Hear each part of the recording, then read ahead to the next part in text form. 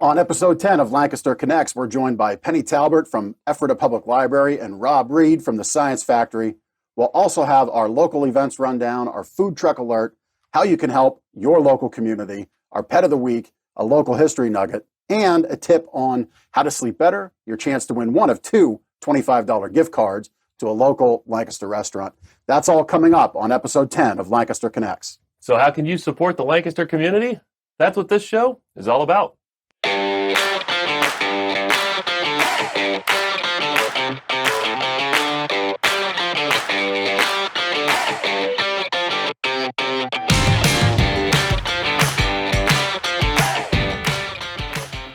Coming to you from the Dream Room at Gardner's Mattress & More, Lancaster Connects is brought to you by the Sleep Better book.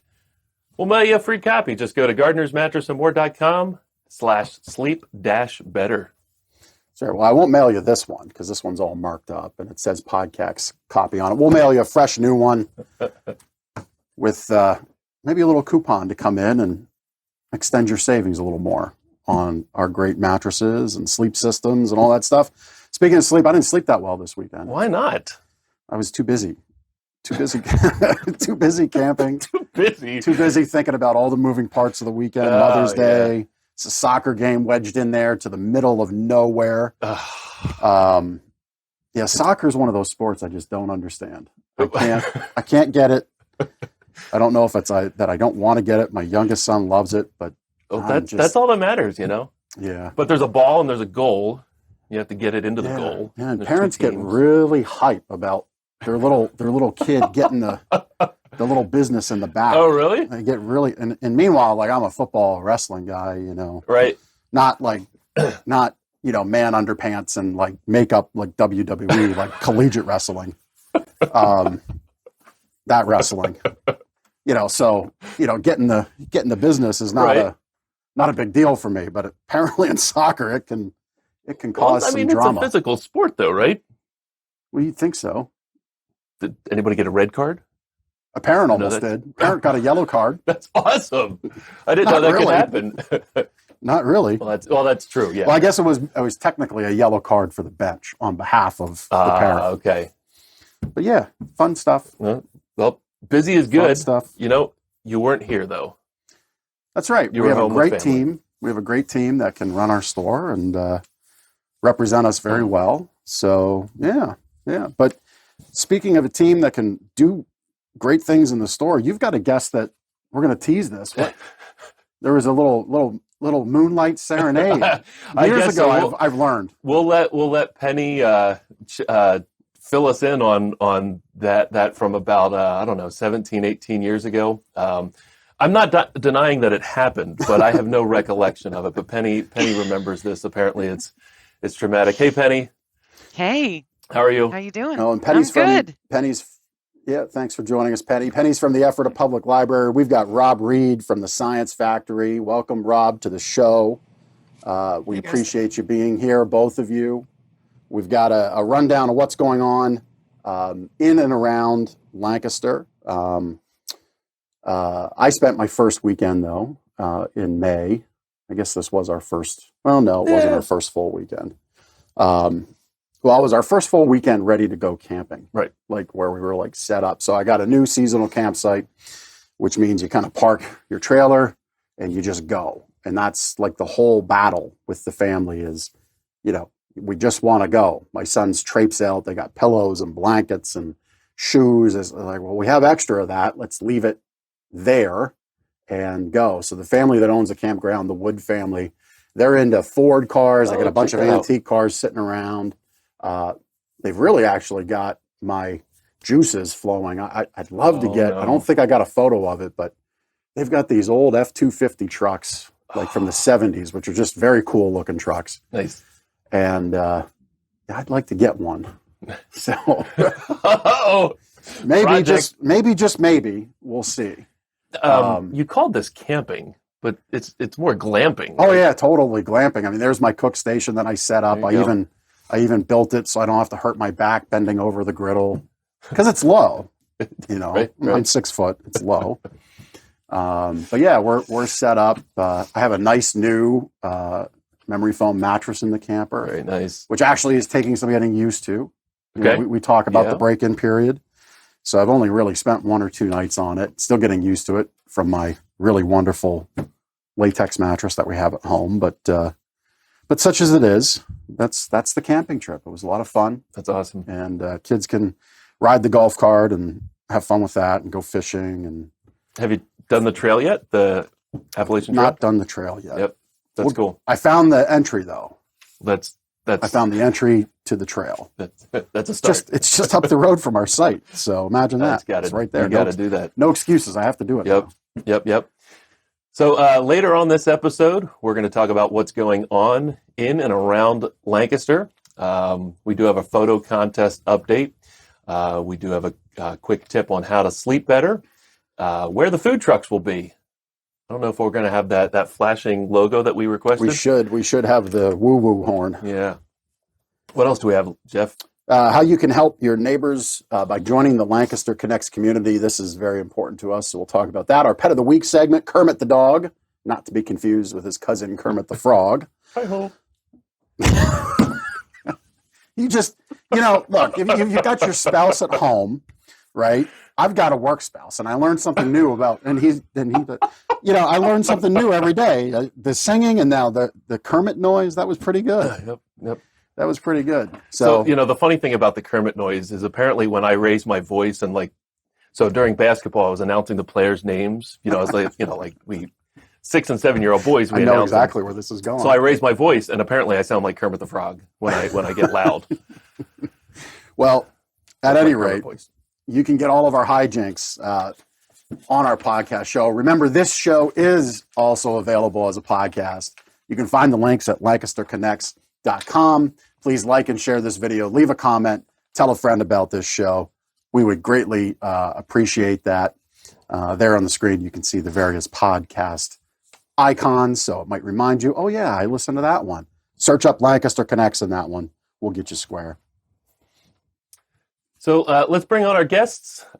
We said hello to them earlier. Maybe we can get the story from Penny. Penny's from the Ephrata Public Library. Penny, and there's Rob. Hey, Rob from the Lancaster Science Factory. Penny, go ahead and tell your story that might have been traumatic, perhaps? Well, it was traumatic, and it was Valentine's Day, I believe, of 2003. Okay. And my husband at the time was my brand new boyfriend. Yep. And Took me to Jason, he's former Gardner's employee. Right, many years ago. That's how Took me we to met. the mattress store to look at mattresses, and I was greeted by a barbershop quartet that followed me around the store singing to me for Valentine's Day, which was horrifying. Absolutely horrifying. So and apparently I was part of this barbershop quartet, which I was in the Lancaster Red Rose Men's Chorus with my friend Greg Mazurek, and he was the director of the chorus at that time, and I was there with him 1 year, and part of he his was my barbershop daughter's quartet. music teacher.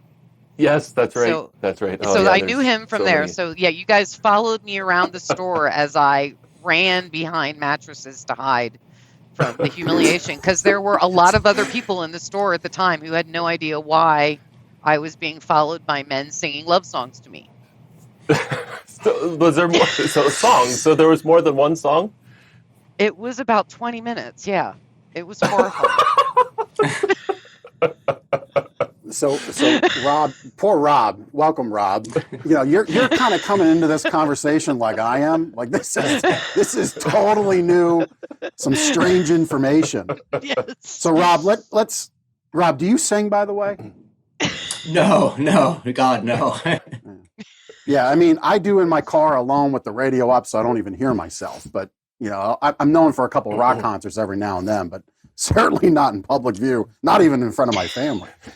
But let's set the table here for a second. So, Penny, you said something pretty interesting. You said recently new boyfriend. Is that right? He was my boyfriend, my new boyfriend at the time, brand new. About how many months or weeks prior to Valentine's Day did you guys get together, you folks? In August. It was a couple of months. So 5 or 6 months in. 6 months. So 6 months in, takes you mattress shopping. Yeah. And then says, if we're the not going to mattress dial shopping, up. The mattress shopping Yeah, if was we're just a ploy to get me in the store. Okay. Yeah. But still, you didn't know that. You didn't know it was a ploy. No, I didn't. So this is like, this is pretty dialed up. And then has the serenade with 5 people. Yep. Right. It was not a barbershop quartet. And it was a quintet. No, it was a 4. quintet. Yeah. 4? And I believe they were 4, dressed 5. alike 5. as well. Well, I thought it was we would have been. Dressed alike, yeah. So 6 months in, we're shopping for a new mattress. You stay after being serenaded or stalked by 5 singing people in suits. Here's what I want to know. Why isn't this guy working for us? Because he's the world's best salesperson ever. Jason was a great salesperson. He moved on to bigger and better things. He's with what, 4 Seasons Produce now? No, he's with Enersys in Reading. Okay. Yeah. Okay. Yeah. But I still have a gardener's mattress. So That's great. I've had great. a gardener's Rob, mattress 20 years. That's awesome. Very good. Rob, any romantic happenings like this? Well, maybe not as, but any romantic happenings take place at the Science Factory? No, not particularly at the Science Factory. We're primarily for kids, so not even a lot of dates or anything like that. A lot of parents, a lot of kids running around. Thank goodness for that. No dates with the kids. That's just terrible. But hey, that's great. So I'm excited to learn more about Science Factory. Penny, thanks for sharing the story. This trip down memory lane. I was running out of fodder to torment my work spouse with. You have filled the tank. So thank you. Sure. Thank you. All right, well, let's go on. We've got a bunch of local events. We do. And remember that all info and links, I guess we'll even recount the whole quintet singing, the tomfoolery involved. All info and links on that will be available on the website and via email each week. Just enter our giveaway at lancasterconnects.com to subscribe to our weekly email update with all of our show info. We got a shout out, I think. This is pretty significant. Shout out to Lombardo's Italian Restaurant in Lancaster. They're celebrating 75 years of good food and good company. That's incredible. That is incredible. 75 Fellow years. Paisano, I like it. Lombardo's Italian Restaurant. Way to go. I believe it's Frank Lombardo that actually owns that. Or no, I think it is Frank. I don't remember. Well, we know another Frank Lombardo. He's a friend up here in our marketing world. Either way, fellow Lombardo, congratulations. 75 years in Lancaster. Everyone seems to be happy about the news that Masonic Village Farm and Farm Market in Elizabethtown is reopened. So if you're familiar with that, go check that out. They are open for business again. That's wonderful. And we've got 10 local events this week. So Ben, you kick it off and we're going to work through these. Run them. Night at the Mall Sports Edition is Friday, May 14th between 4 and 9 p.m. There's going to be over 15 food trucks there, adult beverage vendors, bounce houses, music from DJ RX and also Nathan Merovich. Over 30 craft vendors will be in attendance. That's just up Route 72 at the Lebanon Valley Mall in Lebanon. More information at facebook.com/foodtruckadventure.lebanon. Or hang on for our food truck roundup. Yeah. So just real quick, I said we're going to run them. So you said adult beverages. So I'm focusing on diet. So I put on a lot of weight last year camping, drinking beer, which drinking beer is like basically drinking a loaf of bread. So I'm not doing the beer anymore, but whiskey is actually like keto friendly. And I like to taste multiple whiskeys and try. So I had a bottle with maybe, that much left in it. And camping, you don't want to use a lot of water because you have to, it's on your mind, in the glamping mindset of things, we've got bathroom and all that stuff right in the trailer, but you got to get the tanks pumped out. And my idea of relaxation is not managing the tanks. Right. And I'm not going to get any more grosser than that. It's the tanks. There's people that like they get into this and they tow the tank dropout with their little blue carts around. Okay. They dump it themselves. I can pay $100 for the season and have somebody else handle it. But That I'm makes sense. aware of the water. Yeah. So I don't want to do dishes. So I take this bottle out. I'm going around. Well, wouldn't you know it? The owner of the campground comes around and says, "Hey, just a reminder there, Jeff. No open bottles." So, like the first interaction with the owner, who's really cool, but the first interaction with him at my campsite, there's Jeff with a bottle just swigging away, by himself, no less. My family wasn't up there yet. I'd gone up to get some last minute things done. So anyway, You've got your picture is now on the wall. yeah, in the yeah. office. Watch out for Drunky McDrunkface at 71. Anyway, Spring Fling at the Willow Valley Golf Course, Saturday, May 15th. Kick off the 2021 entertainment season, right, with live music, food trucks, patio bar. Bring your lawn chairs, sit back and relax, listening to the music of Blessing and Fowler in Fast Lane from 12 to 7. It's free. All right, so free event at Spring Fling at the Willow Valley Golf Course, Doubletree Resort by Hilton. That's on 2400 Willow Street Pike, Lancaster, PA. You can get more info on Facebook.com/Doubletree Lancaster. If you want to call and reserve or get a space, more info, call 717-464-2711.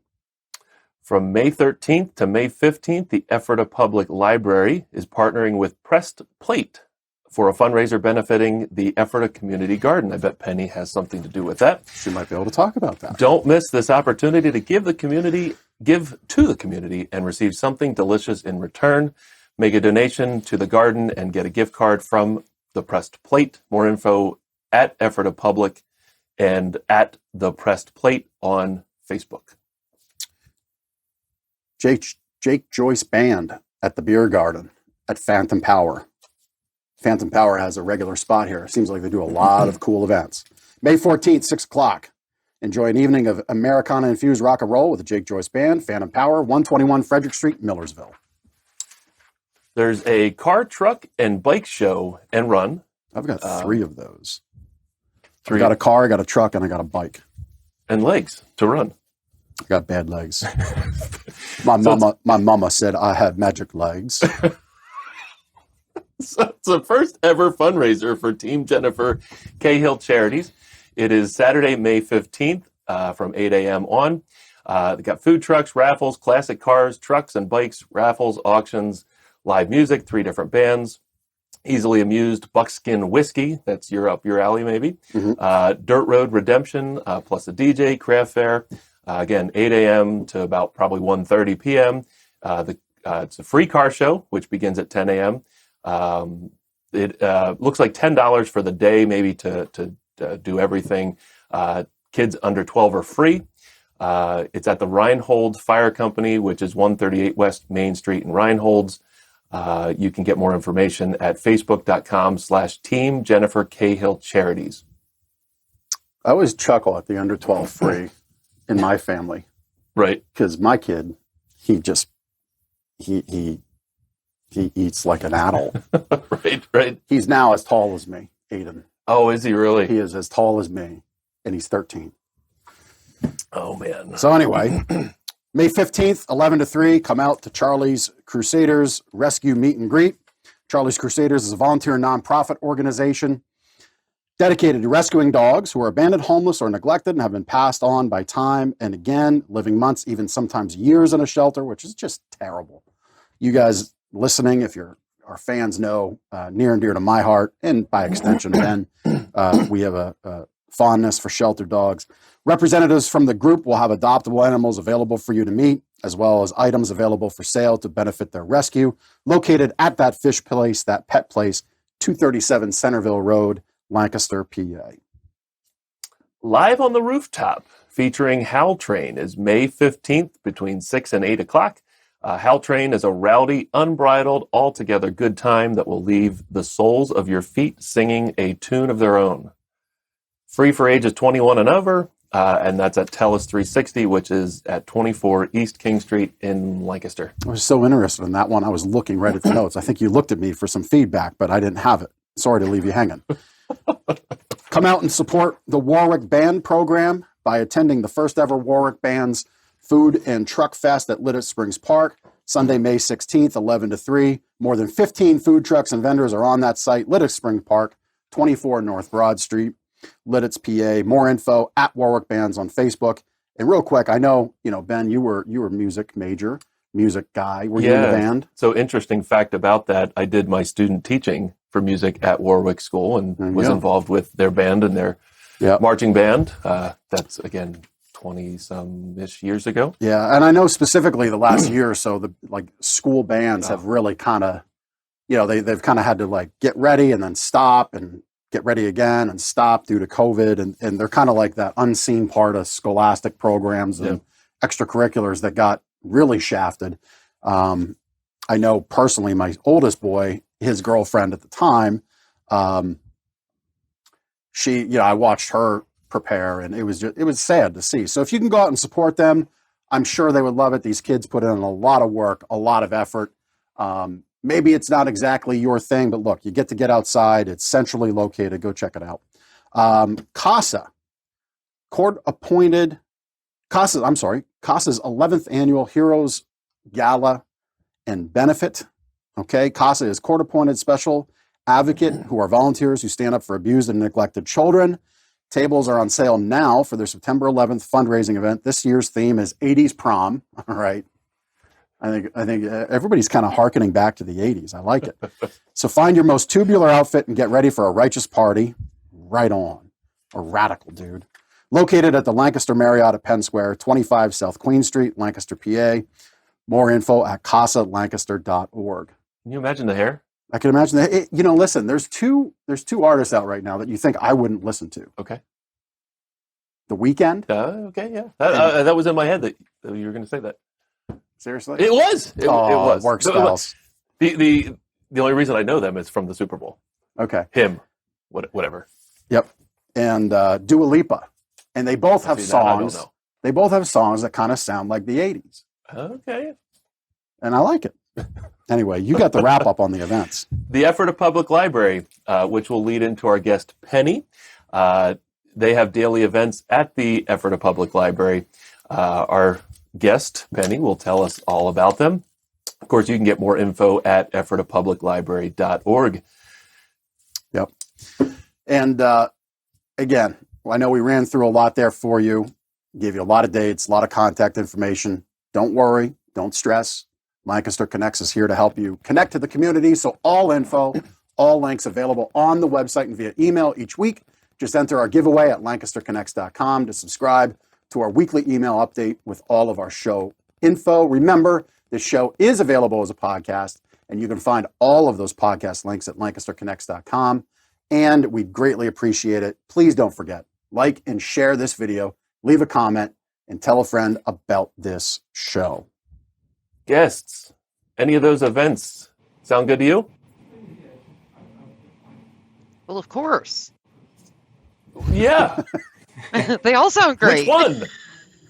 Well, I'm definitely going to buy some, make a donation to the community garden so I can get some free gift cards from the PressedPlate for the library, because that place is amazing. Very good. Very good. How about you, Rob? Man, there's another one coming up at Phantom Power on Sunday. They're doing a flea market out there from 11 to 3. So I think I'm actually going to head out to Millersville and check that out. My girlfriend's actually selling ceramics. So shout out Hilly Ceramics. And my friend John's making pizzas up there. So shout out also to Johnny's Pies. Very cool. So have you been there, Rob?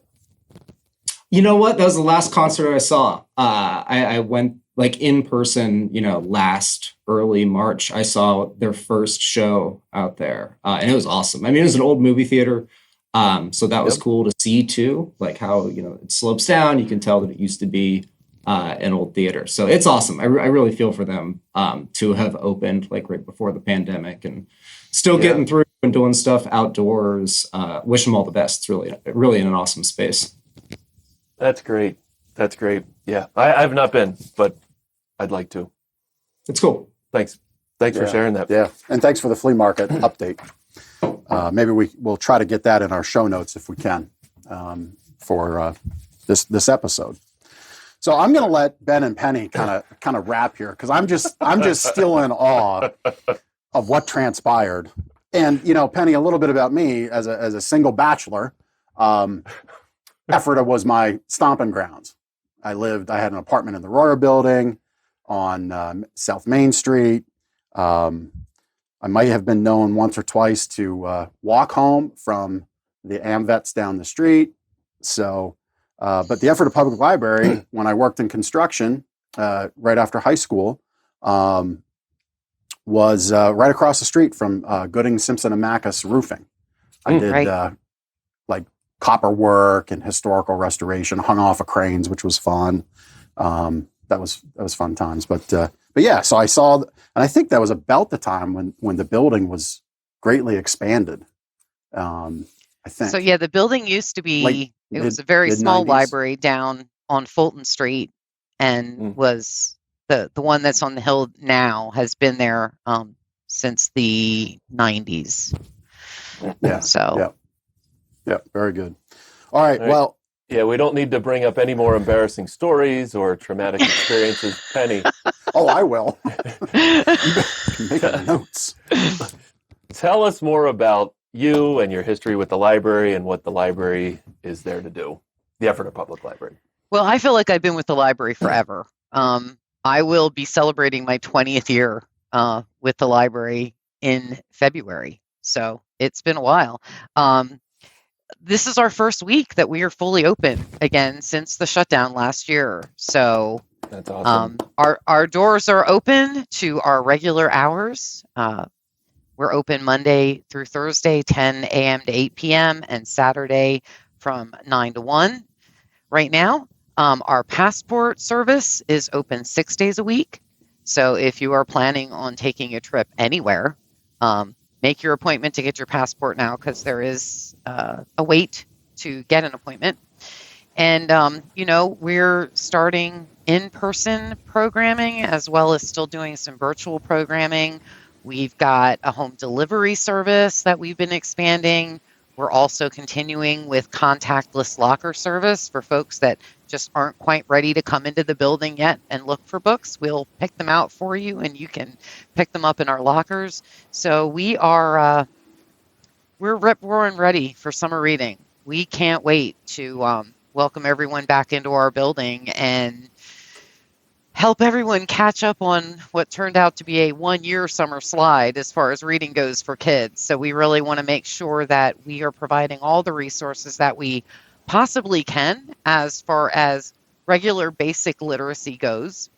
But, we've also got our fingers into all kinds of other literacies in Ephrata. So we also run the Northern Lancaster Hub, which is a collective impact partnership of social service agencies funded by the United Way. So right now we're providing, with our partners, we're providing a 5-day-a-week free shuttle.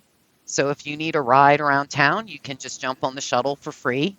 We're offering all kinds of, we have a day center for homeless folks in our community to try to help them get a leg up and, find jobs and housing.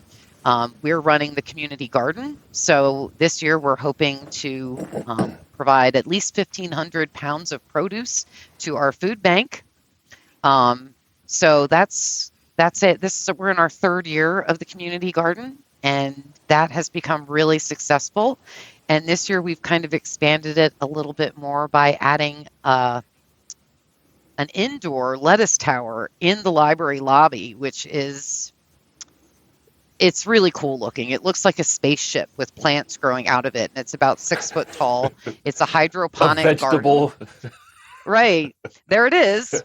There's a photo of it right there, but it's now like grown way out beyond the lights. So we're harvesting there as well. And all the food that we raise goes either to the food bank or to our cooking courses at the library, because we found that as we started growing some vegetables, people were like, what's kohlrabi? And they wouldn't take it from the food bank unless we taught them how to cook with it. So we've been really busy trying to serve all of the needs that our community has by helping to be the referral agency. So we're not actually doing any of that social service work, but when people need those things, they come to the library, and then we can refer them to the best partner. And it's really saving all of us a lot of time doing it that way. So yeah, we're real busy at the library and doing lots of things that libraries wouldn't necessarily expect. Yeah, that's interesting. Like as a kid, the library was a place where you went with your parents to get a book, maybe play Oregon Trail on the Right. old school Mac that's there. But you've obviously seen things change over the years, and these programs are just amazing. That I never thought that a public library would offer those types of services. Right. We have our own esports league. And we have kids that are practicing every week. A lot of schools and universities have them, but public libraries don't really have them. So we have this esports league, which is really unique because a lot of the kids in it are homeschoolers, and there aren't a lot of homeschooling esports leagues out there. So it's a nice option for us. That's a photo of the shuttle where you can jump on and grab a ride. But also, one of the really cool things that we're going to be adding in the next couple of weeks is something that we're calling the talk tank. And it looks like a phone booth. It's soundproof with its own ventilation system. And if someone is in crisis, they can go into the talk tank and be automatically connected to a therapist at Wellspan Philhaven to do crisis counseling and getting them help. Wow. So wow. if there is anyone in the community that is feeling helpless and hopeless and doesn't have a place to turn, they can come to the library and go in the soundproof booth and get help immediately. And we're hoping it could really make a difference because we are seeing a lot of mental health issues surrounding the pandemic and just life in general. So this is a way that we thought we could bring such an important resource right to the lobby of the library. So that's something we're incredibly proud of. And we believe there isn't anything like this. Like, we created the idea of doing this. So we're hoping that it'll kind of catch on.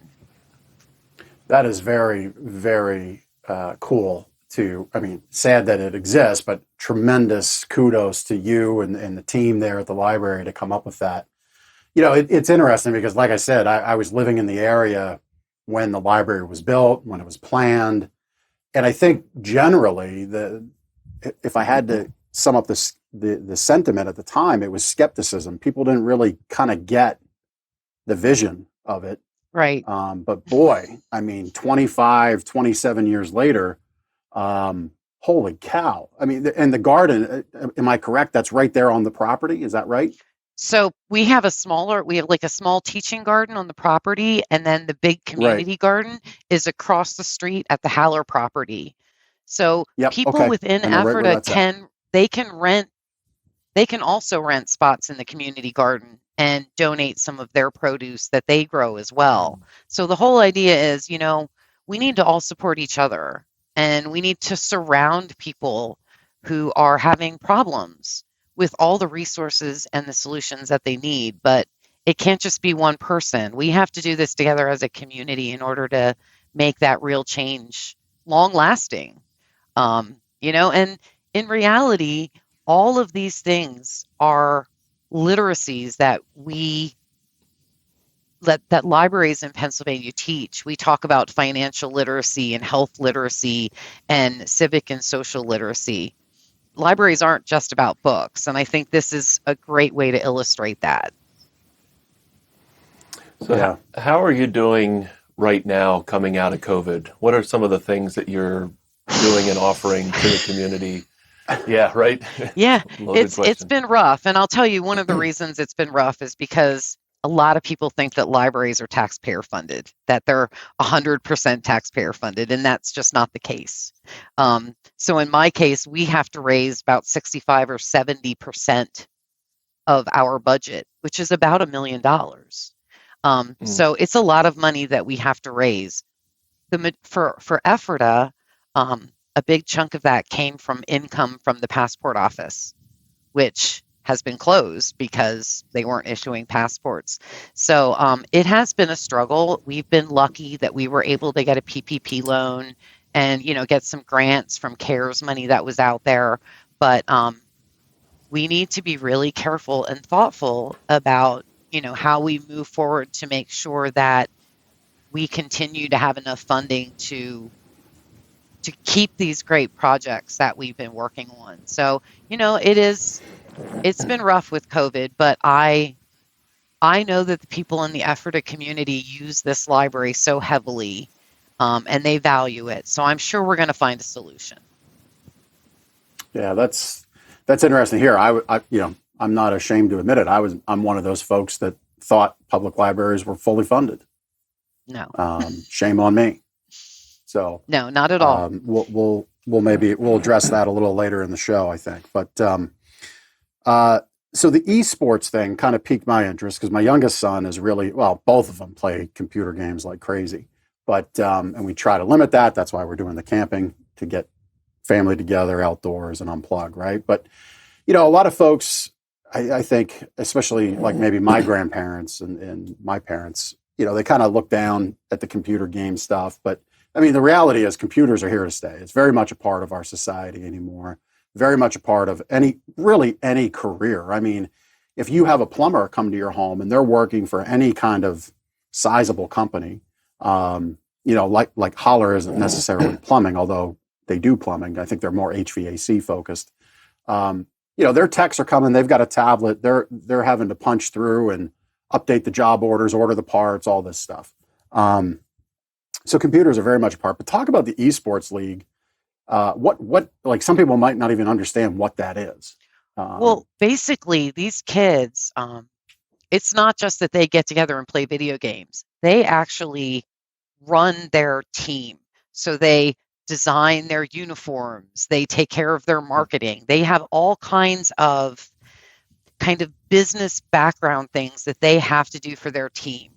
In order to stay on the team, they have to keep their grades up. It is not just that they get together once a week and play video games. They're actually almost running their own little team and they all have responsibilities within it. So it teaches them a lot about responsibility and almost what it would be like if you were working in a job, some of those responsibilities. So I think maybe even, my generation and people older than me think, oh, they just get together and they just game and that's it. But it is a lot more than that.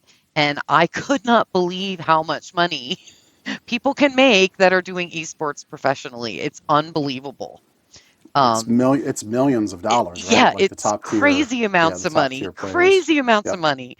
But I do believe that the kids are getting a lot more out of it than just playing games. And I think that's why organizations like in Lancaster County, the Emerald Foundation has really embraced esports and, has someone within the organization that is just all they do is esports and running, taking care of these leagues throughout the county with schools and universities. It really is, kids learn lots of valuable lessons doing these things. As you know, sometimes the most valuable lessons you learn are the ones that you actually don't know you're learning.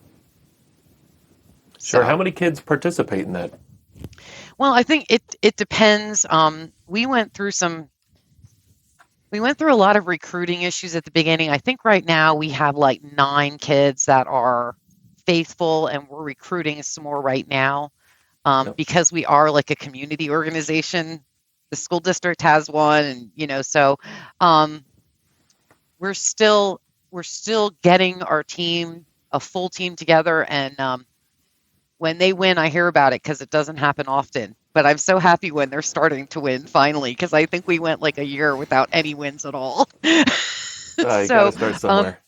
Yeah, and it has been really nice with the teens, because when COVID happened, the library opened a Discord channel for teens, and we have staff on there with them so they can game and do book discussions and all kinds of things on Discord where they're all very comfortable. So I feel like we kept our relationships with a lot of those teen patrons throughout the pandemic, even though they couldn't come in and hang out at the building every day after school. So for us, it was a really great. Yeah, go ahead. Sorry to cut you off there. For our listeners, so I know what Discord is. I think, Ben, you know what Discord is. I don't know. Yeah, Ben doesn't know. It's another social media platform. A lot of younger kids, young adults. Yeah, you have to use be it. really cool. We've already established the coolness meter for me. My kids aren't old enough for the disco thing. The disco. See, there you go, old man, old timer. Yeah. So for our listeners, Discord is not like, Discord typically means you're frustrated with something or there's a, animosity in the conversation. Discord, it's literally yet another social media platform, if you will, although more focused on specific topic conversation and, different verticals. I mean, I'm sure there's a Discord channel for just about anything, esports, books, So various we kind of topics, created our own and left the rules in there so that they have to follow our rules on our channel.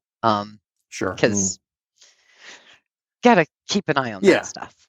Yeah, when you said you have esports, I'm kind of like I'm aware of how some of the gaming and call outs go. Right. So I'm sure you do an effective job. It's very managing organized and supervised. Yeah. So, as the Northern Lancaster County Hub, you're doing a lot of things. I'll just kind of rattle off what I heard. You've got the shuttle helping people get around Northern Lancaster County, Ephrata, Denver, Reamstown, Reinholds. I guess those would be the four major parts of that northern part of the county. Right. The food bank, all the little clothing bank, all that stuff. Yeah. Yep. Doing the food bank, clothing bank. The talk tank, I think you'd referenced Emerald Foundation. Were they somewhat instrumental in helping bring that to life? Who helped? No, the Emerald Foundation. The Emerald Foundation was with esports. The talk tank is actually Wellspan Phil Haven, and they are a member of the hub. So they're the partners on that project. That's great. I mean, again, I think our goal of this show is to bring the community together. I think a lot of folks, might have some skepticism of big corporate healthcare.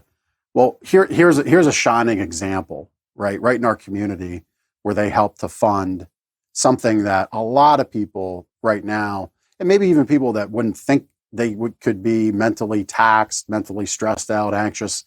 I mean, the last 15 months for some folks have just been, a marathon that they don't want to run, that they didn't want to be a part of. Nobody wanted to be a part of it, but some were more equipped, better able to handle the last 15 months than others. And I think for our community, there's a great level of mutual respect that needs to exist to understand that. And the talk tank thing is really great that they can so that's free. Is that what I'm understanding? You can come in and just phone a friend, literally. Right. And I'll tell you, the whole idea behind that came as a result of a community crisis where a young person at the high school committed suicide, and my library was full of teenagers that were just besides themselves crying, and we didn't feel like we had the resources to deal with that. And this ultimately 4 years later is the result of kind of brainstorming about how do we deal with situations like that in a community when we are definitely in need of mental health assistance and there's none to be had. So we thought this would be a really good way. I mean, it's not something you're going to go there every week for regular counseling session. But if you are in crisis, this is a place where you can go that we can take care of you. Yeah. How would people know that this exists? So it is right in the lobby. There's film on the window, so no one can see when you go inside. But it's right in the lobby. You go right inside, and it connects you on video with someone from Wellspan Phil Haven. So we've just started advertising it.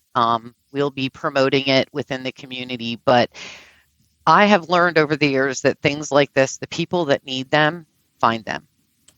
Yeah.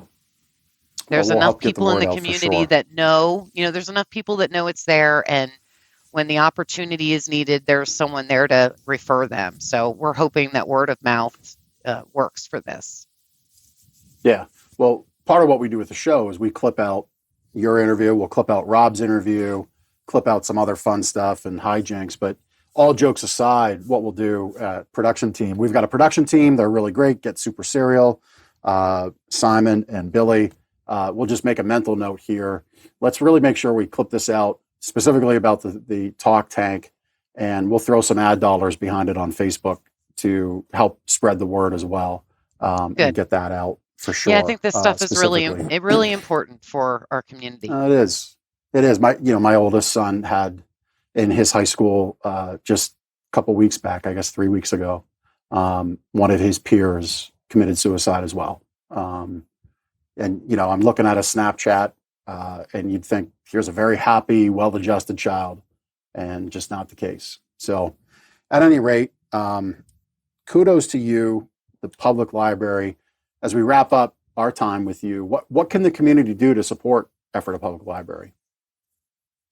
We're always looking for donations. Right now, we're not taking a lot of volunteers because we have some capacity limits that we can't fit so many people in the building.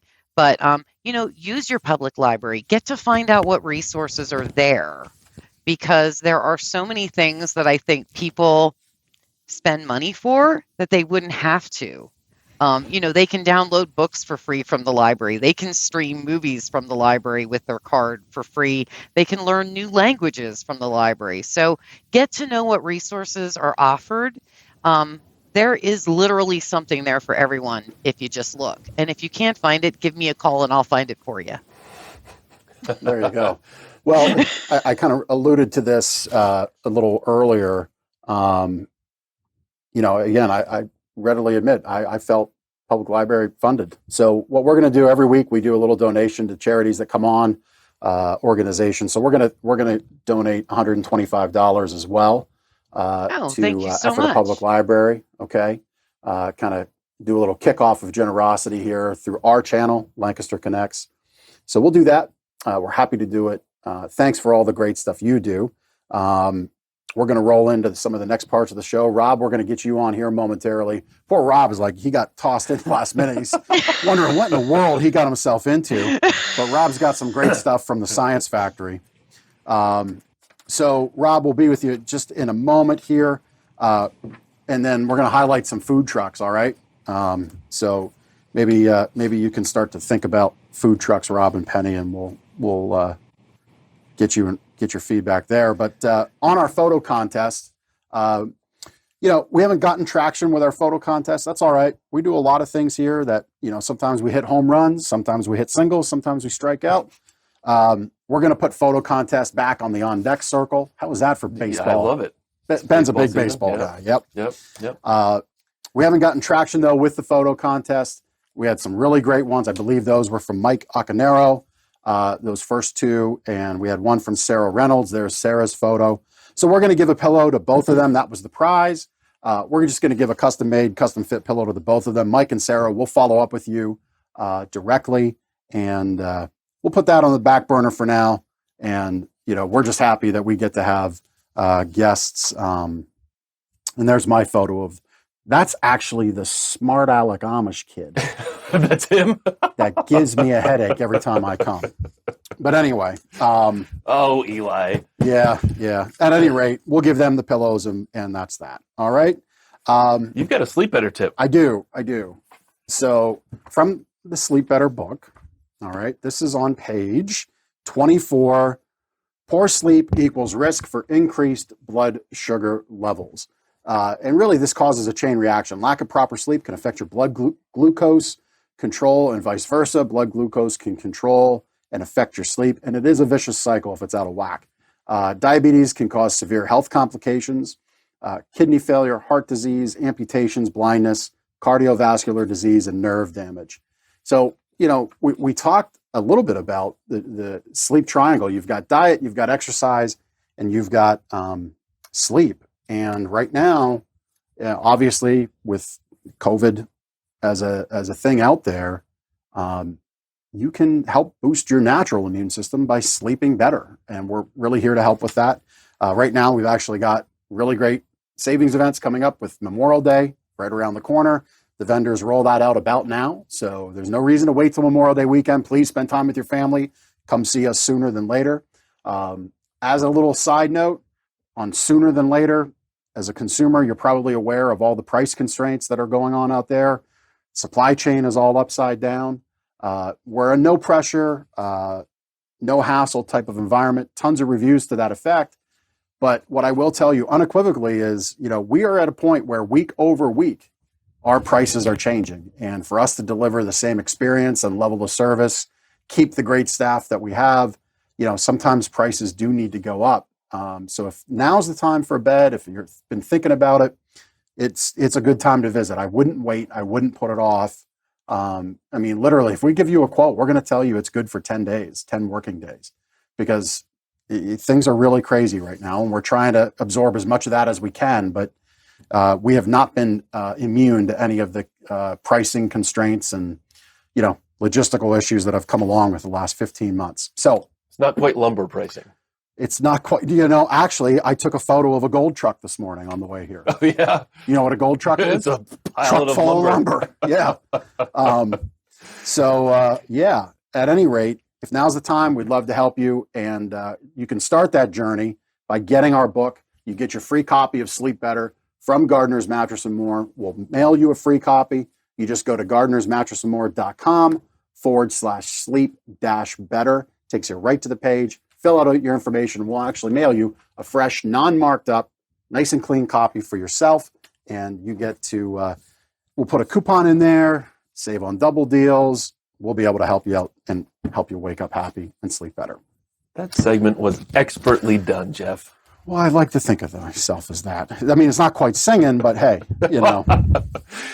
Maybe I should sing the food truck alert. No, I'm not doing that. All right.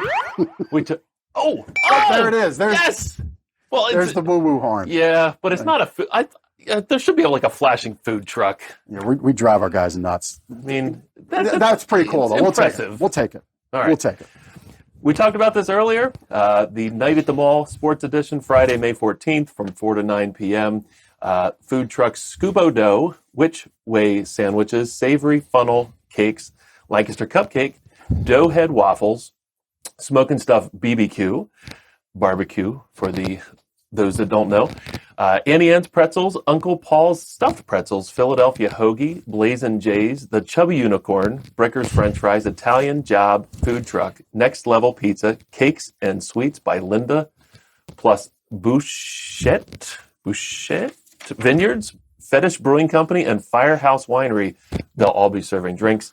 Again, that's just up Route 72 at the Lebanon Valley Mall in Lebanon. www.facebook.com/foodtruckadventure.lebanon. Go check it out. I think it's Boucher. Bobby Boucher? Boucher with the foosball. Yep. As you're reading off that list, I'm like, well, that relates to the sleep. Food trucks. So food trucks in moderation, folks, right? Because that whole list of food trucks could have contributed to all of those issues, right? Yep. So diet, we're kind of like that weird manipulative, like improve your health, but here's a whole bunch of food trucks. Moderation, folks, right? Yeah, Moderation. You don't need one from everything. Right. Just a little taste. Yep. All right.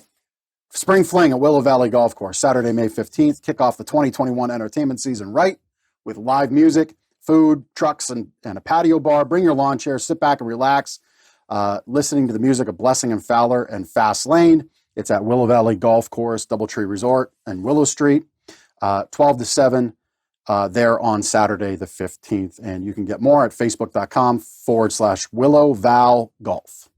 The Car, Truck, Bike Show and Run, which is a fundraiser for Team Jennifer Cahill Charities. It's the first ever fundraiser for Team Jennifer Cahill Charities. Saturday, May 15th at 8 a.m.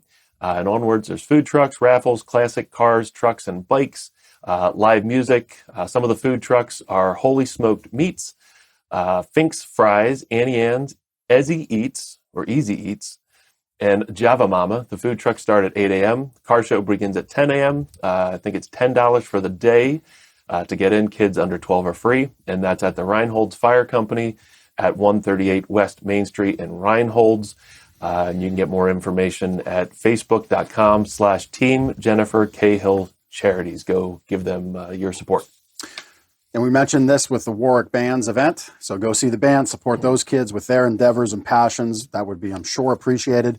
And in moderation, take part in the food trucks. Saturday, May 16th, that's 11 to 3. The Warwick Bands are hosting a food truck fest in Lititz Springs Park. Those food trucks are Greco's, Brickers, Blazin' Jays, Dutch Country Concessions, Doughheads, Stuffed Waffles, the Perk Up Truck. I know the Perk Up Truck. They were at our football fundraiser over the years. Nano Grill, the Nacho Depot, Piper's Bells, Barbecue, Savory's Funnel Cakes, and the Crazy Train. Maybe Ozzy will serve you your food out the window. We'll see. He's not going to do it. 24 North Broad Street, Lititz Springs Park. That's where they will be. Well done. Yep. All right. So our viewers want to know where the food trucks are each week. So if you own a food truck, we want to hear from you. We'll tell our viewers where you'll be and when you'll be where you'll be so that they can support you. Fill out the contact form at lancasterconnects.com. And tell us where you'll be and when. Be sure to tell us about your food so we can have people desperate to grab your food. Go to lancasterconnects.com and fill out our contact form. Be sure to tell us about your food so we can have people desperate to grab your food. I already said that. Oh, boy. I think it's your turn. Yeah. Ben's still learning the teleprompter. Can sing like the devil, but you can't read a screen. Don't forget to like and share this video. Leave a comment and tell a friend about this show. Remember, this show is also available as a podcast. Find the links at lancasterconnects.com. So, Rob, we've any of those food trucks sound interesting to you? I try to stay away from them carbohydrates myself, but Blazin' Jays, I got to do a cheat day one of these days. I heard it's awesome. There you go. And also I heard you guys mention Fetish Brewery. They've also always been big supporters of the Science Factory, providing beer for events and stuff. And nice. Their owner, Mike Simpson's a great guy too. So yeah, definitely, they're awesome. Very cool. Penny, your favorite food truck? I'm a big fan of Lickety Split because I like ice cream. Yeah. It's a good food truck. I do too. Yeah. Do you ever have food trucks at the library?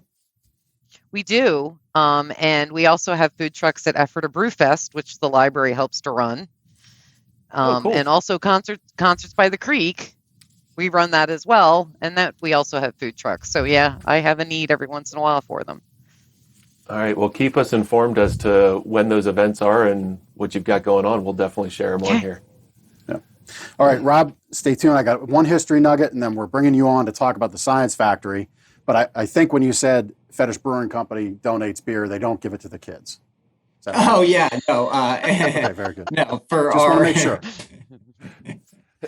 Yeah. All right. So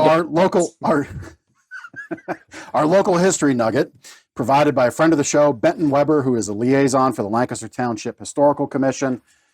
He has given us this nugget, part of his Then and Now series. There was an uncomfortable event in our city's development when government intentions disrupted the rest of its own honored founders near the southeast corner of Prince and Chestnut, which was the site of the Moravian Cemetery, the resting place for hundreds of early settlers. Significant contributors and unheralded citizens became the target for a new government building as early as 1888.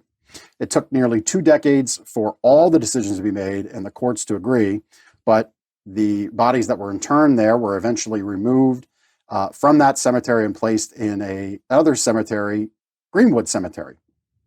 One news article from January 20th, 1920 says upwards of 800 were interned at the cemetery, but as many were buried between 1750 and 1800. Little or nothing is to be found in the graves.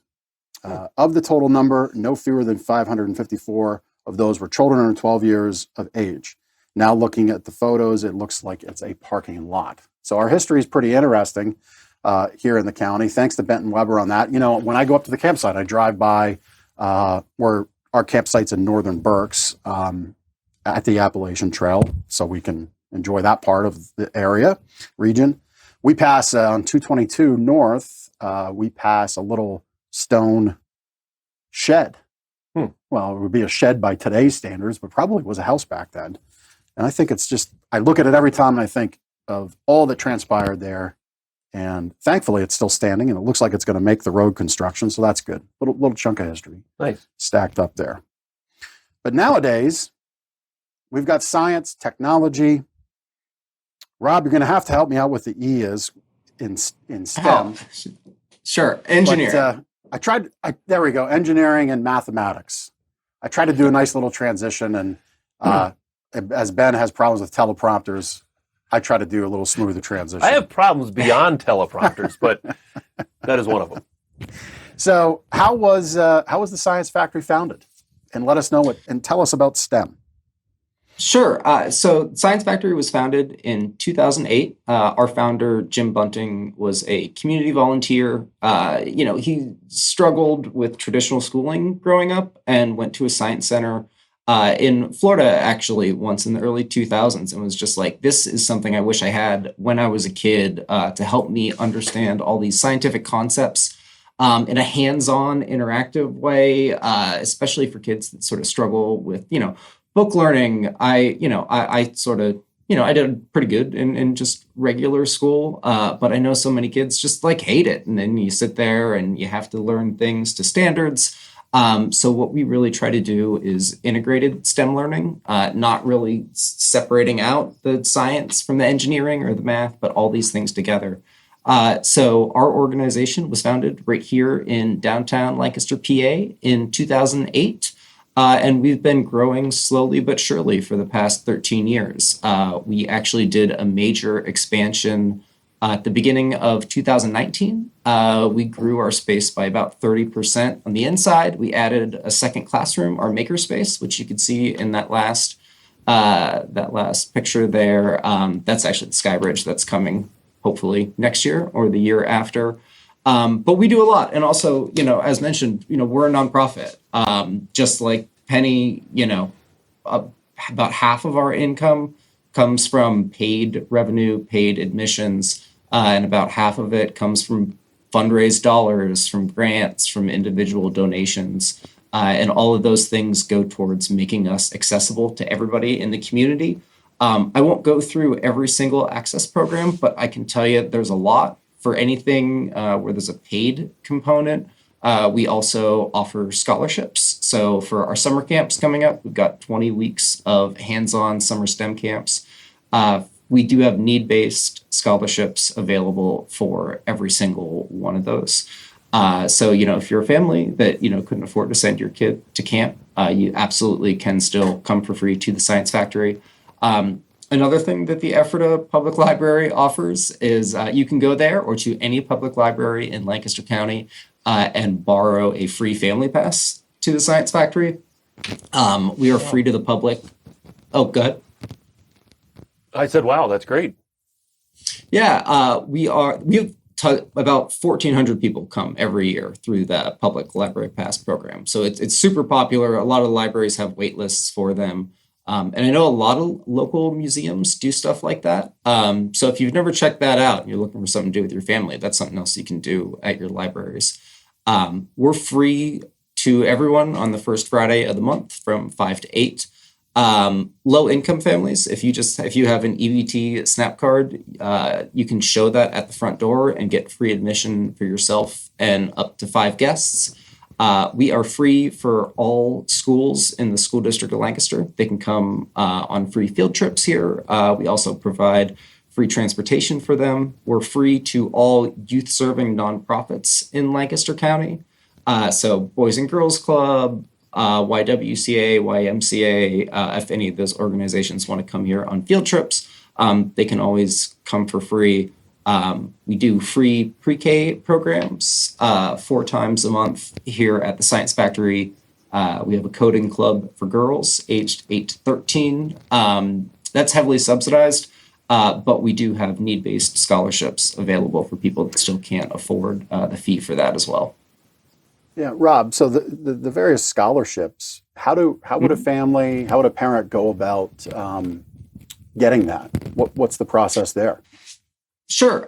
So if you go to our website and go to the summer camps part, there will be a link where you can download that. Or, if you don't have internet access or computer access and you're in the neighborhood, you can just ask for that at the front desk. I will say summer camps are super full. I know last week we were at about 95% full. But since some of the COVID regulations are being lifted, we were really reducing the class sizes for those camps. But since a lot of those restrictions are being lifted here at the end of the month, we're actually adding a few slots. So some of the camps that were sold out, we will have some slots available. We're still doing temperature checks. You're still required to wear a mask here in the Science Factory. But we are able to ease up a little bit on some of the class sizes. I think we had them limited to like 12 or 15, but I think they might go up to 18 or 20 here, which is awesome. And we're thrilled. It seems like parents are really ready to get their kids out doing something fun and educational this summer. So we've been absolutely thrilled by the response to some of the camps so far. Yeah, parents are always ready to get the kids out of the house. They are. Yeah. What are some of the favorite exhibits at the Science Factory? Oh, sure. So we recently expanded our water exhibit. That was a huge one that we completed at the beginning of last year. And so that's a big one. Oh, this one that's actually pictured is awesome. That's my favorite one. That's the topographic sandbox. So funny too, we experimented with like 3 different kinds of sand now it's actually jasmine rice. That's what we determined was the best thing to use. But it's really cool. There's a projector from above. And as you sort of like weave your hands through the sand or rice currently, it sort of changes the topography of it. That's actually an image of an upcoming exhibit that we're fundraising for right now. We're expanding our bubble lab. And there'll be a component where you can lift up this ring, put yourself in a bubble. Solar power flower, that one that's on the screen right now, that's coming soon. We were about to expand into an outdoor space last spring. Last March, we were supposed to break ground. And I think you can imagine what happened with that. We'll be breaking ground next summer now and adding a few brand new exhibits outside just adjacent to the Science Factory. The solar exhibit's one of them. That's one that we designed from scratch with our exhibit partners. A company called Kidsibits out of Minnesota, actually. But we had researched a bunch of other science centers to see what they do with solar power and actually didn't find anything off the shelf that seemed quite cool enough. It seemed like, you adjust these solar panels and, you see something spin or a light bulb lights up. And we just thought that wasn't quite engaging enough. So what we're actually going to do, I thought this was a really creative idea that we came up with, is as you turn it, it'll start playing a piece of music. So if you imagine hearing like a symphony, you might start hearing the strings. And as the power starts to build up, as you optimize how the solar panels are aligned, you'll start to hear different instruments in the symphony. So I thought that was a really cool workaround to make something interactive, teach kids about solar power in kind of a fun, different way. So that's one of the fun challenges of the jobs. I mean, this is a dream job I have here. Well, that's cool. So, Rob, interesting thing. I'm on the topography exhibit. You mentioned jasmine rice.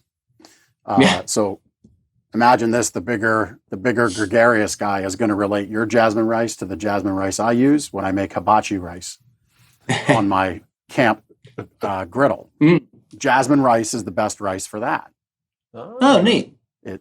It absolutely is bar none the best out of all of the various grains of rice that you could pick from. So that's pretty cool. When you said that, I'm like, oh yeah, jasmine rice. That's what I used to cook. Interesting. Why is that? Is there a scientific component? I think.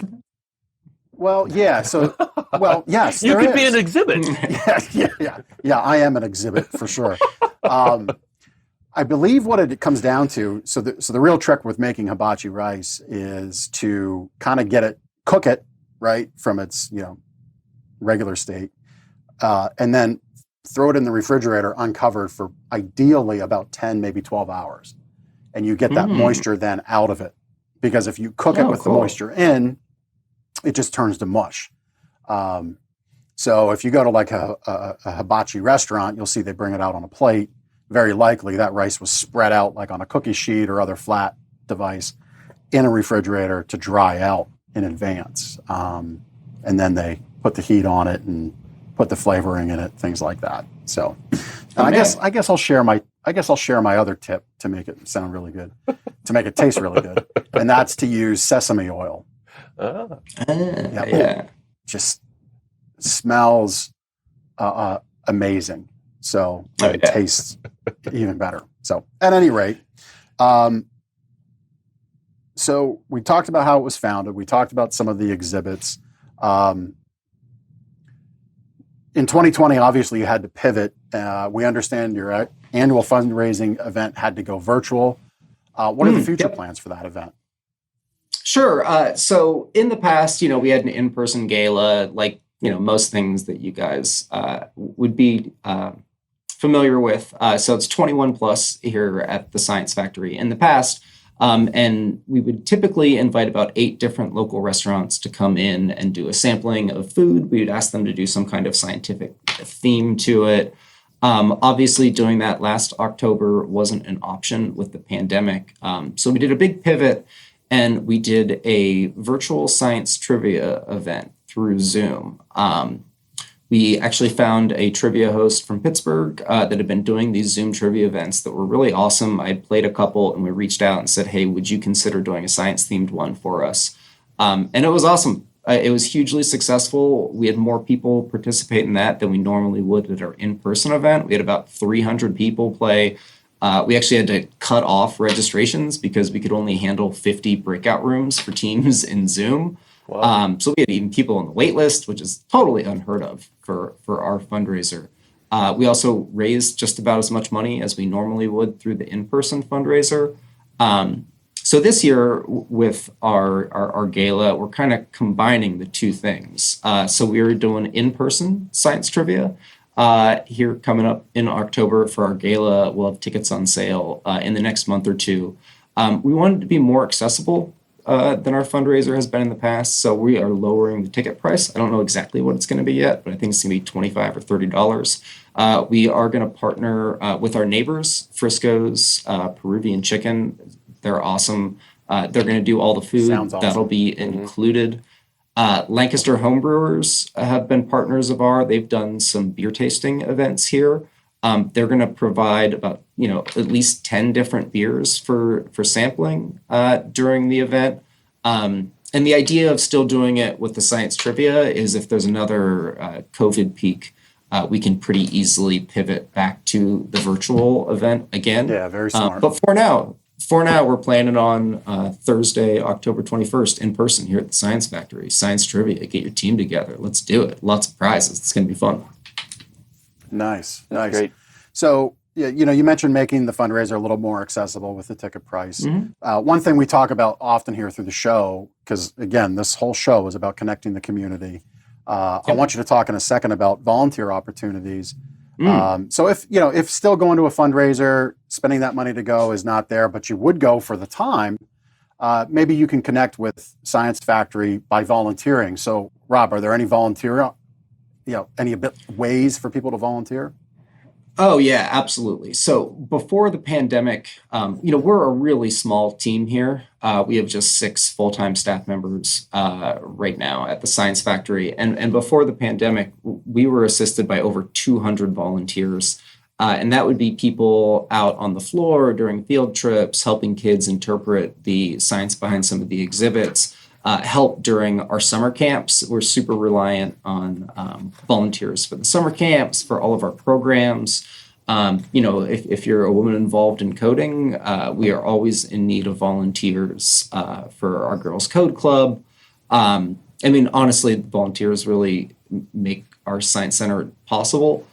So there's lots going on, lots we can work with people on. Especially even if you work for a STEM business and they're interested in getting involved or some volunteer hours, we can definitely customize something. We actually have a summer camp coming up in partnership with High Steel. They've been, as you can imagine, really great partners with us. We share just a lot of goals for inspiring kids to learn more about STEM topics. So they actually send out about a half dozen employees for a whole week, and they teach a whole summer camp on bridge building here at the Science Factory. They have even taught kids how to weld in the past, which is absolutely incredible to see. Them safely teaching a 10-year-old girl how to weld out on our back courtyard. It's awesome. It's just unbelievable seeing how impactful that is with the kids too. I had a parent call me last year and tell me that her son was taking his little welded piece of metal everywhere with them, and they were going out to his guitar lesson, and he's like, "Mom, I got to go back in. I got to get my welded piece so I can take it and show it to my guitar teacher." And it's just super inspiring. Really nothing like anything else available anywhere else around here. And again, that all came through just volunteer opportunities and people from High that wanted to come out and do something for the community. And we developed this whole week-long program with them that they've been running for, I think, 5 or 6 years now. It's just super successful partnership. So lots of opportunities to get creative here at the Science Factory through volunteerism. Yeah, that's very cool. I mean, you touched on something that I'm very big on. You know, the sense of accomplishment a child gets from being hands-on, creating something is just astounding. And it's not a knock on, you know, your traditional book learning. It's just different. And I think today kids respond to seeing something made by their hand, being active, more so than sitting in a classroom, you know, kind of learning how to take a test. So kudos to what you're doing. You know, anybody listening to this, if you're with these STEM companies, please go to your HR department, go to your ownership, go to your manager, and ask the question, "Hey, listen to this interview I did. How can we get involved?" That's why we're doing this show. It's why we're investing to produce this show. I so firmly believe in this. I've gone to my school board and have challenged them to get more involved with the vocational aspect of the campuses that are in the community. You know, you talk about welding. I mean, just a fantastic career that can transcend from body work to bridges to construction, and it's not just a guy's thing. You know, the girls can do it too, and that's great. So on that note, do you ever need wood at all? Because we have like tons of pallets that interesting kind of like grow. I might have to get back to you offline on that one. We're doing a woodworking summer camp coming up, and very possible. I'll circle back around to you on that one. Cool. Yep. We recycle them now, but I'd rather upcycle them and see the kids make something with them. Yeah, that's awesome. How can our audience support the Lancaster Science Factory? So, like I said, tons of volunteer opportunities. And, you know, like I said, we're always in need of funding. You can always donate to the Science Factory. Last year was super tough, as you can imagine. So typically we're about 50-50, what we call earned income, unearned income. And that's essentially paid programs versus donated dollars. Last year, you know, we were closed for a third of the year. We had extremely limited attendance throughout the year, so we really, really had to ramp up all of our fundraising. Thankfully, we have a lot of support and passionate donors in the community, but there's also a lot of people out there that don't realize that the Science Factory even is a nonprofit or what we do in the community. We're actually going to be expanding outreach soon. So very soon, actually now even, we are able to go out for free and put on hands-on educational STEM programs at youth-serving nonprofits and all schools in the school district of Lancaster. So if you work for a youth-serving nonprofit in Lancaster County, we can come out and do free programs, and that's exactly what your donations help support, make possible. If people want to have a conversation about funding a specific program, please reach out to me directly. And like I said, we're fundraising for some new exhibits, the outdoor courtyard coming up next year, and a couple other exhibits. So again, please feel free to reach out to me directly. Well, wonderful. Thanks for sharing all of that. We're going to start off our little call to action of donating. Mm-hmm. We're going to donate $125 as well to the Science Factory. Thank you, guys. So we'll get that started. Hopefully that can go towards putting on a class, We know it's not a lot each time, but we do this consistently each week. Again, our commitment to giving back to our community that supports our business. It's the least that we can do. So I hope that pushes something forward there for you. So awesome. Thank you, guys. Rob, Penny, we're going to have you back on to wrap up the show. I want you to think about the biggest failing that education has for kids and where your organizations step in to help. All right. So we're going to get through some other little community events that we can connect people to, and we'll bring you back. All right. So if you've got a worthwhile cause that can make excellent uses of the members of the Lancaster community volunteering their time, that's what our Lancaster Connects community is all about. Whether you have a good cause that needs volunteers or you want to donate your time to help out in the community, we want to hear from you. If you'd like to volunteer your time, enter our free giveaway at lancasterconnects.com and check the box that confirming that you'd like to volunteer. You can imagine the difference we could make to the Lancaster community if we each gave 1 hour of time in a week. So if you have a good cause that you can use some volunteers that we can promote for you on our show, please get in touch via the contact form at lancasterconnects.com. And of course, this show is available as a podcast. Find it in the links at lancasterconnects.com, or you can search it on your favorite podcast platform. And please don't forget to like and share the video, leave a comment, tell a friend about this show, and you'll help grow it and make it more impactful to our community, because that's what this show is all about. Some local volunteer opportunities here. Of course, we just talked to Rob from the Lancaster Science Factory. They're always in need of volunteers, all ages. As a nonprofit, their success relies on the community's help. If you'd like to work with children to develop curiosity, think creatively, and build confidence, visit lancastersciencefactory.org/volunteer. MS Society. My family did our walk a couple weeks back. The MS Society in Lancaster, May 15th. There's our family with our 2 rescue dogs, the boys playing afterwards. You know, just to show you, kids are kids at heart. My 17-year-old there was like loving the playground. Who would think it? But you can go to nationalmssociety.org for specific links, and you can, of course, check the show notes at lancasterconnects.com. Memorial Day is coming up. They've started Memorial Day preparations at Stevens Greenland Cemetery. There's an effort to honor those who have been forgotten and who've served our country in the ultimate way. Stevens Greenland Cemetery needs your help. There's several ways to participate. You can volunteer to help with their cleanup Saturday mornings between now and Memorial Day. So a couple left there. You can donate for repairs for their ongoing maintenance at the cemetery. And of course, you can attend on Memorial Day to honor those who've served our country. Email drive@co.lancaster.pa for anyone interested in volunteering. You can also drop by the cemetery on Saturday mornings and volunteer. Just stop by their stand.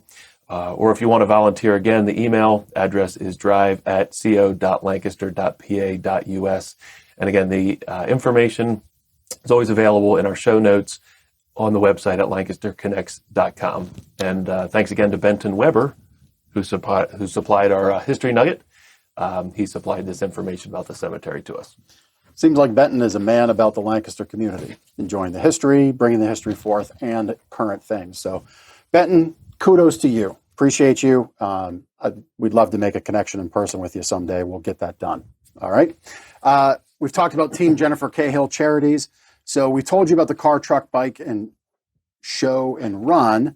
It's the first ever fundraiser for Team Jennifer Cahill charities. It's on Saturday, May 15th, 8 o'clock onwards at the Reinhold's Fire Company. There's a very strong community aspect to this fundraiser. Jen Cahill is actually a disabled veteran with terminal cancer who discovered that she didn't have insurance to cover her future burial. Average cost of a funeral runs $10,000 to $16,000. Now that Jen has solved this for herself, she's launched this charity to help other veterans with terminal cancer cover these expenses for their burials, saving their families the heartache and the trouble. They're hoping to raise $15,000 with the fundraiser event, the cost of a funeral. There'll, of course, be food trucks, raffles, classic cars, trucks and bikes, auctions. There'll be live music from 3 bands. or Easily Amused, Buckskin Whiskey, Dirt Road Redemption, and DJ music as well.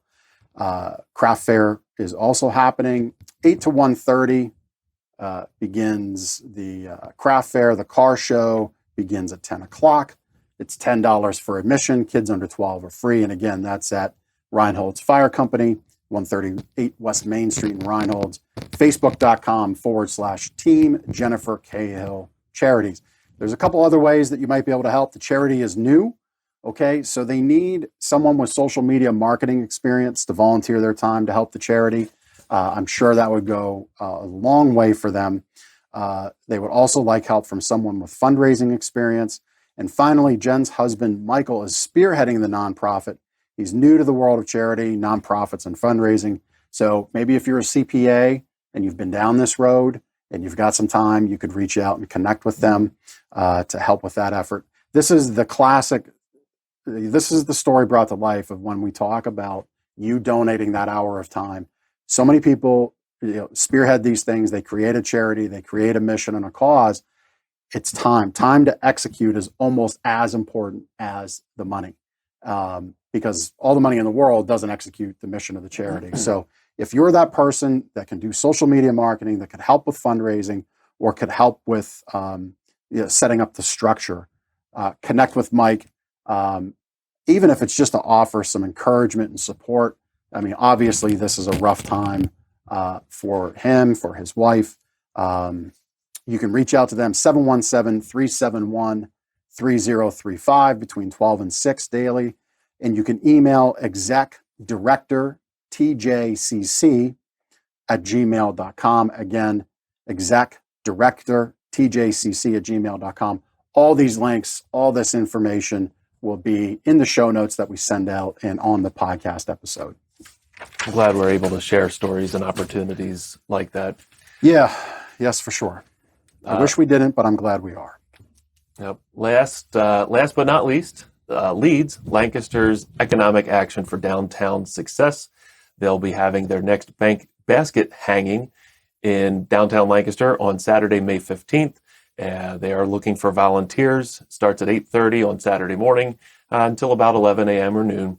Donuts and coffee will be available for the volunteers. You can get more information, info@lancasterleeds.org, or go to their Facebook page, facebook.com/LancasterLeeds.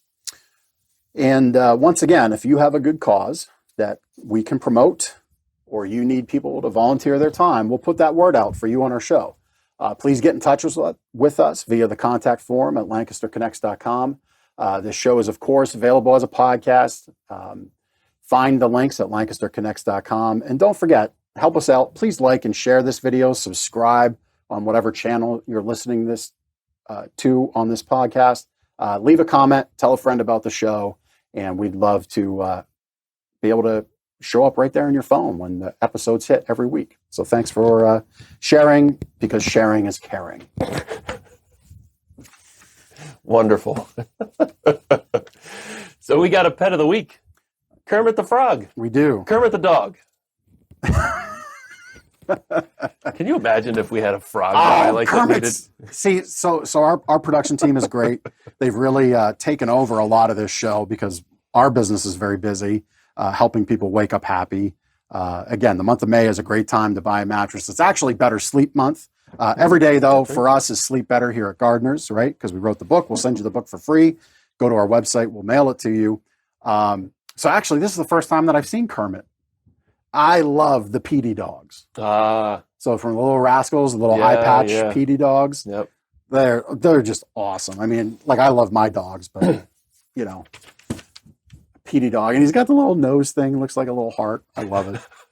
Anyway, Kermit is a 4-year-old boy, pit bull terrier mix. He wants nothing more than an energetic family to walk, play, and snuggle. He loves his treats, and he is very food motivated, which makes training easy for this smart fella. He can play a little rough, but responds well to a strong and experienced leader. A larger, calm doggy sibling that is tolerant of Kermit's energy and playfulness would be a good fit, but Kermit would also be happy to be the one and only. He's not sure about cats, but can be tested if the need arises. Both, he is an energetic boy, so a home with children over the age of 12 would be the best fit for him. And you can learn more about Kermit at pittieslovepeace.com. You know, I feel when we highlight these dogs, you know, we're highlighting the problem children of rescue dogs. Well, I mean, we wouldn't be able to highlight the ones that are super easy. Right. Because they get adopted like that. You know, I brought the idea of having a pit bull into our home years ago. It's now 6 years, I guess. Yeah, well. 6.5. And my wife was very apprehensive about it. And, you know, when we say things like, you know, the team at Pitties Love Peace say needs a strong leader and experienced. If you don't have that experience, they will help you with that. Okay. If you don't know what it means to be a strong leader with a pet in your home, they will help you understand what that is. And really it means like having rules. Okay. Right. So, you know, you eat dinner at the dinner table. You don't sit down on the sofa and leave your plates laying around on the coffee table. It means you may not give food scraps. And as much as that might tug at your heartstrings to do so, feed them their kibble, right? It's simple things consistently. And that's the thing about dog ownership. If you're consistent, pets, especially dogs, love to do things for a reward. They will follow rules. You just need to be that leader with those rules. So Kermit looks like a very cool pup. I know the Pitties Love Peace team. One of the ladies there, Jackie, went to high school with her. They're great folks, and they're very interested in seeing you succeed with the adoption. So maybe you can give Kermit a chance, or you know somebody who can. All right? We've got some gift card winners. Our restaurant gift cards, $25 gift cards. We give away 2 each week. You can enter that contest at lancasterconnects.com. This episode's winners are Brad Peterson and Grace Painter. Congrats to Brad and Grace. They went to lancasterconnects.com, filled out the contest entry form. And we've also got pictured our previous winner, Deborah Dobert. There she is picking up her gift card after winning from episode 7 contest. So we really do hand them out. We do hand them out. These are real people, folks. You can be a real winner too. All right. So all you need to do to be a real winner is enter for your chance to win one of 2 restaurant gift cards. And how are you going to do that? You're going to go to lancasterconnects.com. If you haven't figured it out, lancasterconnects.com is the hub for everything that happens here at the show. Getting subscribed, having our weekly emails, having the show sent to you, alert in your favorite podcast platform. You get all the goodness that Ben and Jeff throw down and all the goodness in our community that we can bring out and highlight. It all comes to you. So guests, as we wrap up, I gave you a little teaser to think about our education system here for kids in Lancaster. So we'll let Penny go first, since we kind of last left off with Penny a little bit ago. So what's the top priority to fix that? What can we do? I'm not going to be able to give you a solution. If I knew that, I would be in a much higher pay grade. But I will tell you that one of the things that we've done at the library that we've seen a big need for is basic life skills that kids don't learn in school anymore. So we do sewing, we do gardening, things like that, cooking classes, and they really enjoy that. And I feel like, you know, that teachers have an awful lot to get to these kids, and sometimes that stuff gets kind of by the wayside. So we have been trying really hard to make sure that kids have the life skills they need when they go out into the world, so they at least know how to cook themselves dinner and things like that. So that is one thing that I see that's, I don't know how they could stick it into a school day, which is why we've taken on some of that. Yeah. Very interesting. It's funny you bring up cooking and life skills. I remember in my home economics class in 7th grade, Mrs. Ricker gave me a failing grade because I left soap in the sink. And she was a taskmaster for leaving a clean kitchen. And I got a failing grade on the assignment because I left soap in the sink. And now it like sticks with me all the time. You'll never leave soap in the sink again? The sink is clean. There's no little food scraps. There's no ring around the bowl. It's clean. Lesson learned. Rob. Yes, lesson learned. Rob, any lessons from you or any insights from you? I mean, you see how these kids respond.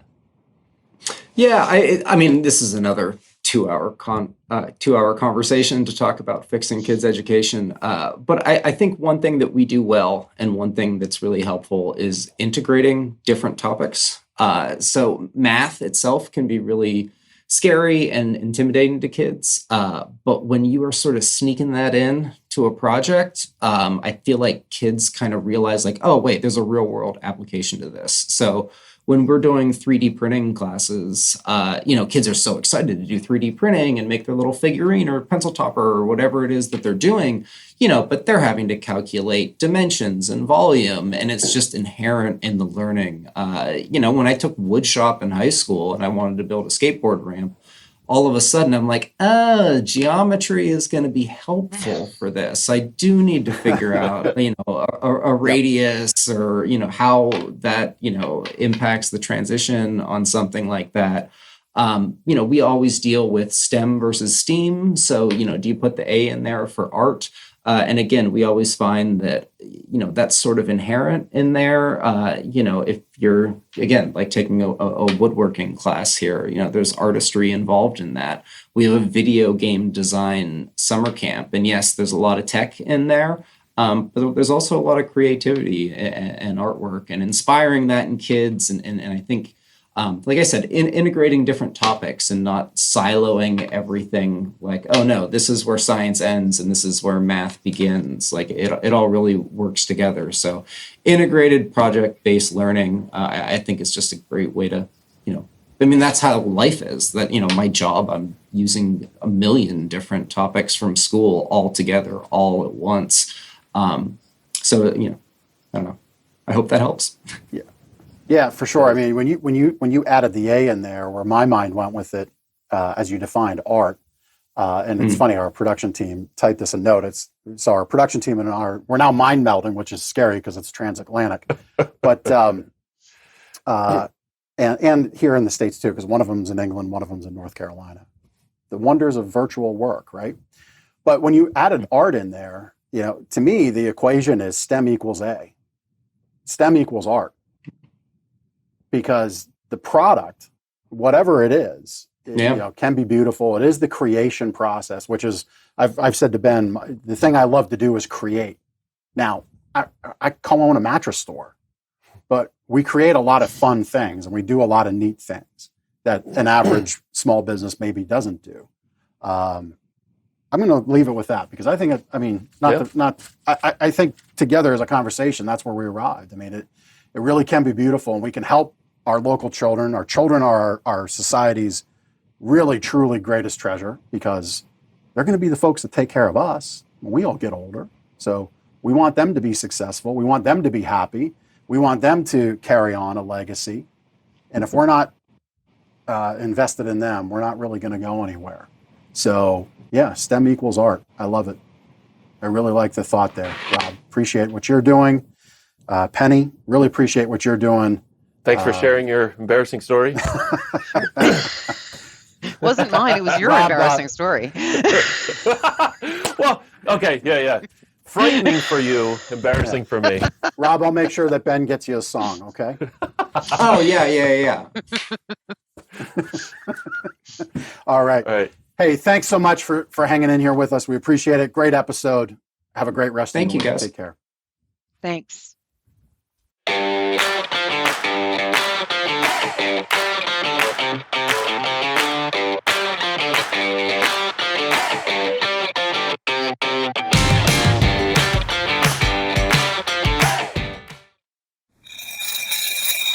Get Super Cereal.